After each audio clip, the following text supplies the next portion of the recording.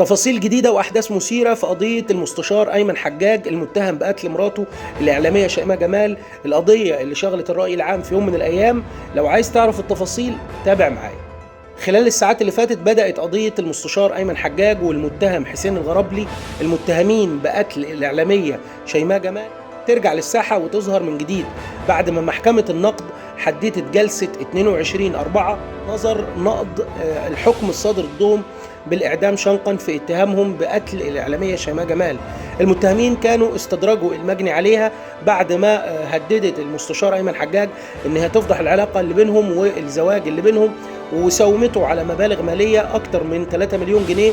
فقرروا إن هم يستدرجوها المزرعة، وهناك ضربوها بمسدس على دماغها، وبعد كده خنقوها، وبعد ما توفت ربطوا ايديها ورجليها بحديد علشان خاطر يتأكدوا من وفاتها، ودفنوها تحت الارض، وبعد كده دلقوا عليها مادة كاوية وحارقة علشان يخفوا معالم جثتها.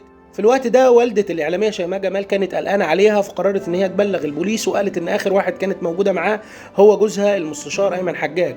الأجهزة الأمنية وتتبعت التليفون بتاع الإعلامية شيماء جمال وعرفت وتأكدت إن آخر واحد كان موجود معاها هو المستشار أيمن حجاج.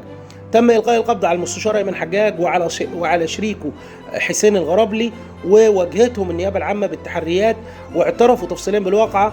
والمستشار أيمن حجاج قال إن هو خلص عليها بسبب إن هي بتساومه على فلوس، وكل شوية تقول له أنا هفضح إن إحنا متجوزين وهقول لمراتك وعيالك. وقتها ما كانش قدامي غير إن أنا أخلص عليها، وخدت صديق عمري حسين الغرابلي وساعدني في التخلص منها، فناها في المزرعة وشوهنا جثتها بمواد كاوية.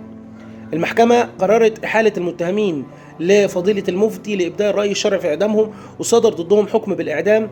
والأيام اللي فاتت قدموا طعن على الحكم. المحكمة قررت نظر الحكم يوم 22 إبريل 2024 خلال العام القادم.